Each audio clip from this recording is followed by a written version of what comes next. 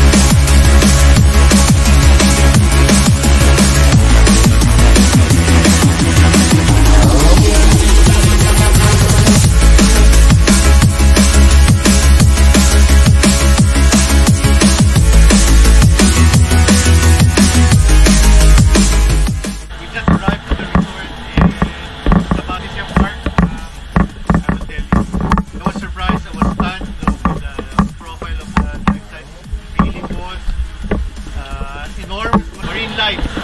How about Jan Valley? Brown marble grouper, big as my my torso. Really, I was stunned. This is another level of scuba diving. You should visit Southern Leyte and enjoy and be surprised with the dive sites they have here. You know, the operator, our dive masters, and JR, Ardel, and the rest of the group are very comfortable. They know what they're doing. From the dive site, from the people, and from our friends from Australia, and Korea, and then London.